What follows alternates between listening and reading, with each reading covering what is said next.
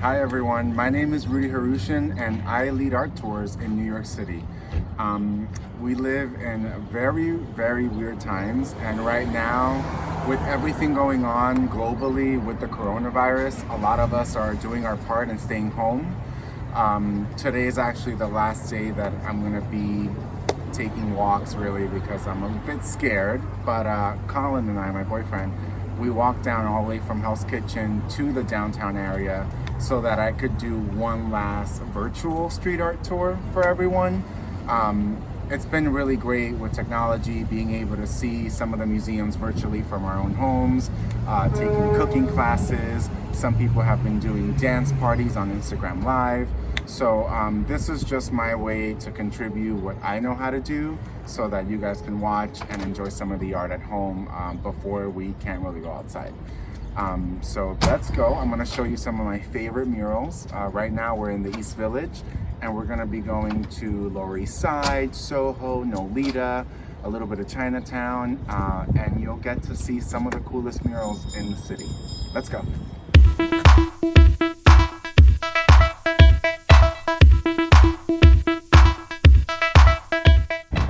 The first stop on this virtual art tour is gonna be this really cool mural by Shepard Fairey. Anybody that loves Blondie is gonna know who that is right away. It's Debbie Harry, and we are here because this mural is paying homage to CBGB, which is now a John Barbados, sadly. But CBGB was a really important punk rock institution in New York. Acts like Blondie and the Ramones started there, and Shepard Fairey paid a tribute to them by doing this mural. I love it because it looks like some sort of cutout or like a scrapbook scenario. If you zoom in, you can see all of the things he put together.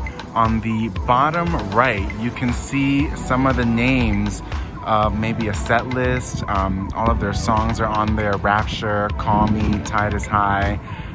Right in the middle, you see a ticket to a show at CBGB, right? And then you see Debbie and her bandmates in the bottom.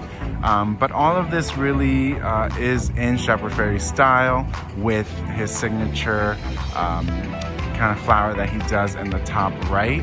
And as you can see, CBGB logo on the top left. This has been here for a little while, and I always like to show it off because I love Blondie, but also because it's such a strong part of the history of the neighborhood.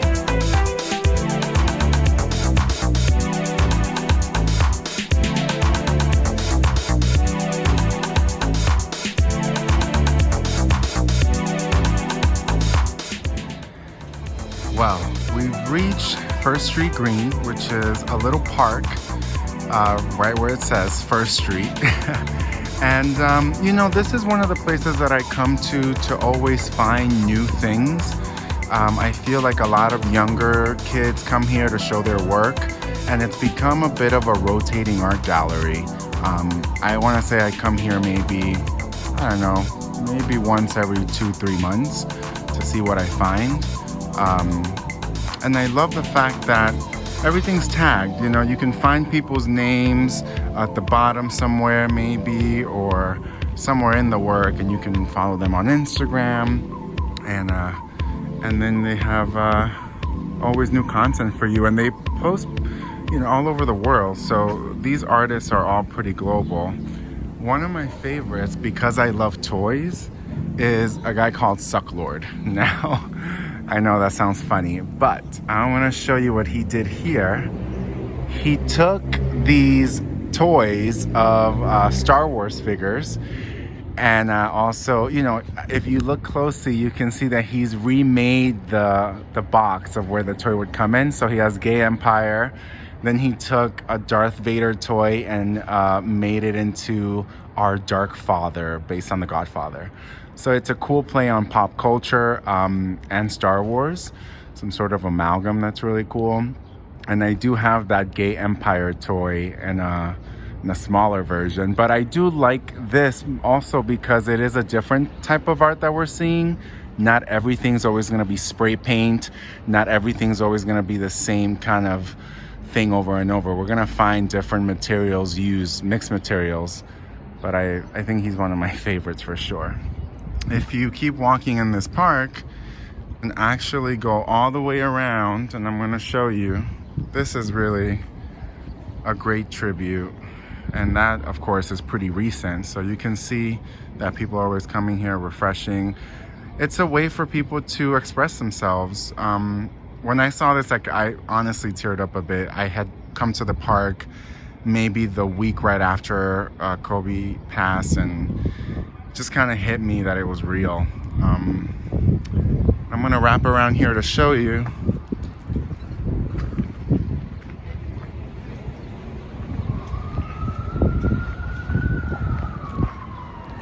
There's some graffiti here. And this park, I guess, is under construction a bit because the season's changing, so they're planting more trees. But yeah, there's always something new.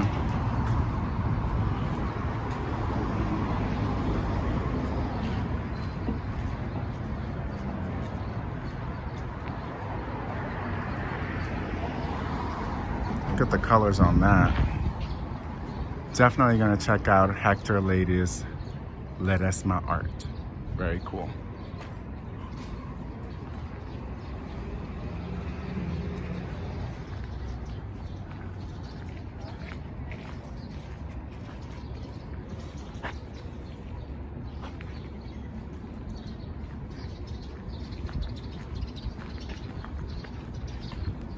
This one's fun.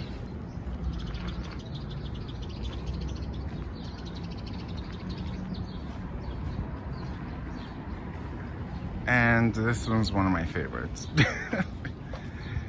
Pigeons are such a big part of New York City life. And why not make a pixelated one? You could always come here, find new things, find new artists, young artists that are expressing themselves in different ways. Not everything has to have a super deep meaning. Sometimes things are just for fun.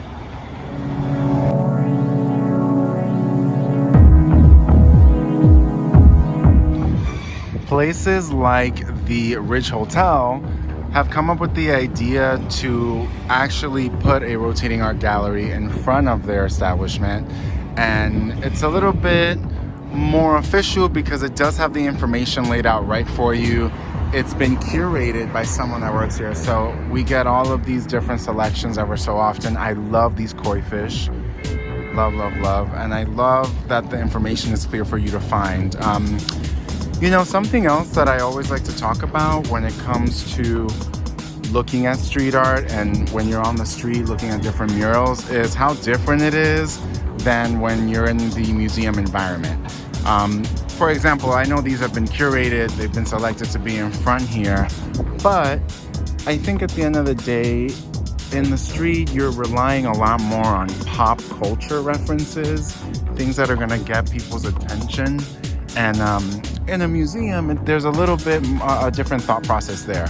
You know, the museum wants you to have a lot of the same experiences. Everyone that goes in there maybe picks up an audio guide, and there's a streamlined thought process that they would like for everyone to share. But when you're on the street, you don't have that. So you're kind of left to your own devices. And I think in a way, that's also the cool part of it, because you have to come up with your own ideas. You know, someone looking at this Marilyn Monroe by a Zymer is gonna have a different idea based on were they around when Marilyn Monroe was alive? Do they like Marilyn Monroe's old movies, or are they gonna maybe they're an illustrator? They're gonna think more about the style in which her dress is drawn. So there's a lot of different ways you can take it, and no one's really telling you what to think. West Side Story just came out on Broadway, even though Broadway's closed, but this is Rita Moreno doing her makeup. I did go see the play before Broadway shut down, and I thought it was pretty cool. This imagery of someone putting makeup on is also really cool to me. I used to watch my mom put her makeup on, and she doesn't really put much makeup on anymore, but it was always something I like to watch her do. And this cool little robot, I always think that this could be a really cool toy. I'm gonna get further back so you can see. There we go.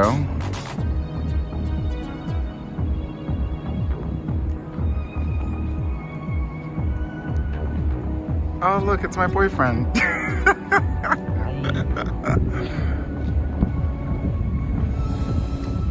We're on Eldridge right now. I have a really good friend that used to live on this street. Shout out to Christina, who's out in LA. I like this mural, paying tribute to some of the really cool New York figures that we've had. This piece is by a Brazilian artist named Cobra, and it's obviously a commentary on the huge gun issue that we have here in America. He is really all over New York, actually. This artist, you can see pieces by him in Chelsea. If you're walking on the High Line, you can actually see a Gandhi and Mother Teresa piece he did. He also has an Einstein piece in Chelsea. There's a Michael Jackson piece in the Lower East Side. I mean, he's everywhere. This is definitely one of the less known ones, I think, because it's not a pop culture celebrity, but I think it's one of the most important works he's done in New York. And then right below it, a different artist came and did this piece years before Cobra stopped by, and it's actually the kids from this community, which I think is really special because it's important for kids to see themselves represented in the artwork that we have in the streets and the museums. And these are kids from this community with some of the quotes that they were saying to the artist, which I thought was cool.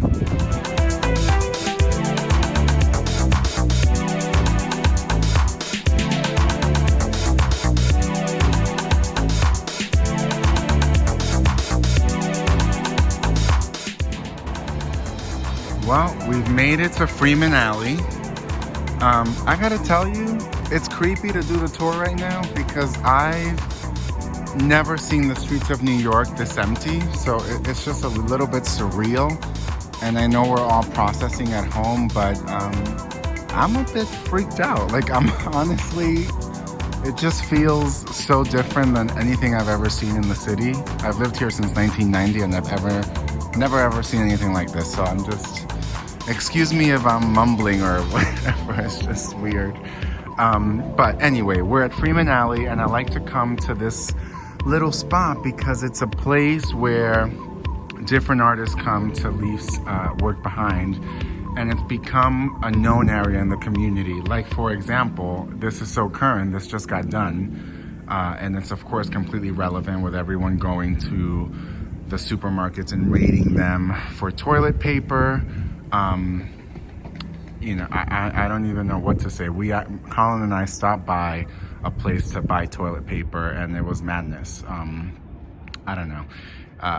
But this place always has so much treasure, so many things going on the walls. I'm gonna do a slow pan to kind of everything, but I did want to point out this. Okay, I'm not gonna say anything, I'm just gonna show that. But there are a few political things that do make its way to this alleyway. So I remember there was a time when Harriet Tubman it was proposed that she be the face of the $20 bill. And of course, a week after that was in the news, I came here and I saw that. Actually, look, it's here. It's still here.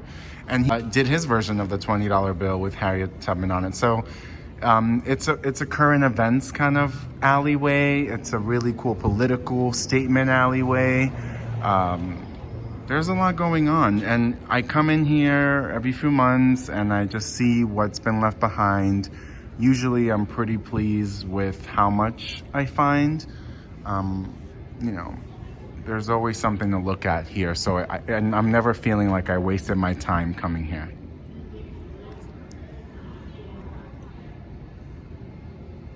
The other thing about some of these works is, like, a lot of these are on paper, for example, which is super disposable, right? As soon as it rains or there's a storm, something happens, it will fade. So it does feel like there is some sort of limited time that you have to come and see it. limited edition, if you will. But it is pretty special to come and photograph everything before it's gone. I think that's been one of the reasons why I even started doing the tour, was actually a photo project. And I started doing that because I wanted to capture everything I was finding. I would go back to a specific mural and, you know, some of the works would be gone. And then I don't have the document. It's a documentation. I love this. Love, love, love that.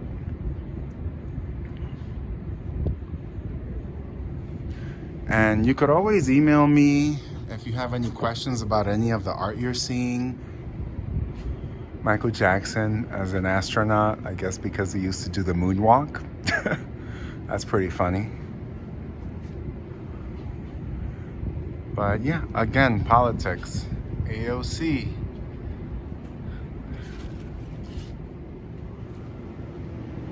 Look at how much work makes it on this wall. And people just keep adding and adding. Anna Wintour makes a cameo. And I think there's something about this that makes it very accessible too. You know, unfortunately with the museum world, there is, there seem to be circles that you have to be in to get noticed by those institutions, and there seems to be a very planned out way of getting your work in a museum. But on the street, anybody can come and do it. Anyone can come lay their art down. There's no restriction, and people are free to express themselves. Not everything you find is going to be so amazing, and it may be something that you see now and you forget about it tomorrow. But that doesn't mean that it's not cool that that person didn't get the opportunity to express themselves and we got to receive it on our end.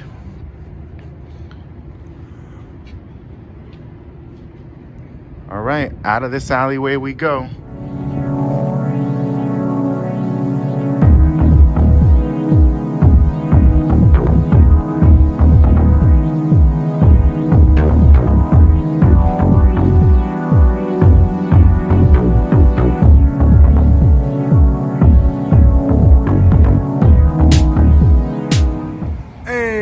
Look at all the colors. This is one of my favorite artists, Buff Monster, and this has been here for a while. He even actually redid the mural for this locale, and I love that he did that. The colors are always so fresh. He's inspired a lot by the Garbage Pail Kids, so I think you can see that, and his motto has always been to stay melty. I'm actually wearing sneakers that he did in collaboration with Aldo. So let's see if I can get, show you.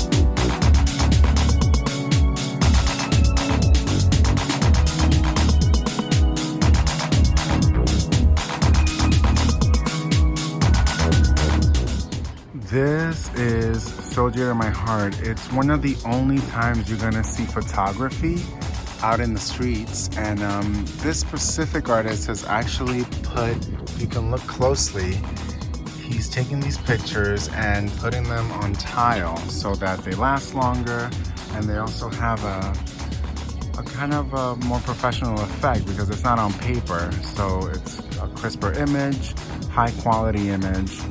And these are people from this neighborhood. Some of them are tourists, some of them are locals, but I think it was really great to capture kind of a day in the neighborhood. We're in Soho right now on Elizabeth Street, between Prince and Houston.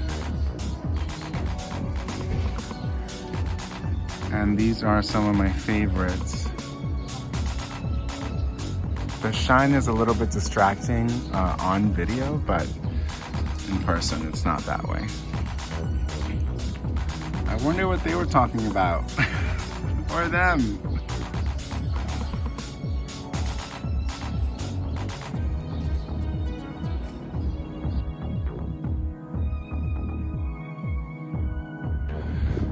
Now, street art has become such an important part of advertising and marketing that stores like Rag & Bone have also started their own murals that act like a rotating art gallery.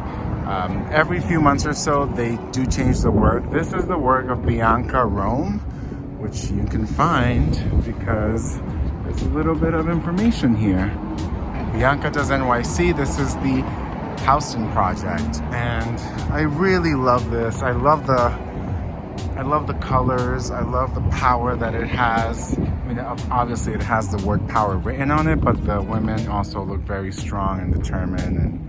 And I'm pretty sure this was put up here because it was African American History Month, and that's when I found it. So very in touch with what was going on, what everyone wants to celebrate. Obviously it should be year round, but Rag & Bone is doing their part to highlight really cool artists that you may not know. And then right next to it is a very cool mural, and this is where we're gonna end our tour today. Right across the street, by the way, we're on Houston and Bowery. Right across the street, this mural that you're seeing has been tagged by people like Banksy, has been tagged by Pisciavo, so many different artists. And the first artist that really made this wall a thing was Keith Haring. And because of him, he was so famous at the time. He was famous because he was friends with Madonna, because he had all the really cool art pieces all over the city. He also had AIDS, and he had a campaign that he launched about getting people to use condoms and have safe sex. And so many different artists came here to also put their piece on it, that it became a famous wall, one of the first famous walls in the street art world. And from there, it's history. All of these amazing artists from all over the world have come here and done their part to share. This is part of Goldman Properties. You know, right now the artist that is exhibiting is, I mean, his use of color is incredible, but that's also because he's not using regular spray paint or things like that. He's using acrylics and paints that you would actually find in works that you know, you would find in a museum. They're not really made for outdoors, but when I looked to see why he did that, I think he didn't want to compromise the colors for his vision, so he ended up using those colors anyway, those materials, even though they're not gonna maybe last as long. Thank you for joining me today. I hope that made you feel a little bit better about everything that's going on in the world. I definitely had a good time just seeing all the murals, all the new art. If you would like, please subscribe to my channel. I'm pretty new at it. And also, if you wanted to leave a tip on Venmo, I would not say no. Information can be found at the bottom. Thanks again, and I hope that you can share this with your friends and your family. Send me your comments. I want to hear from the community, and I want to hear what you have to say about everything you've seen today.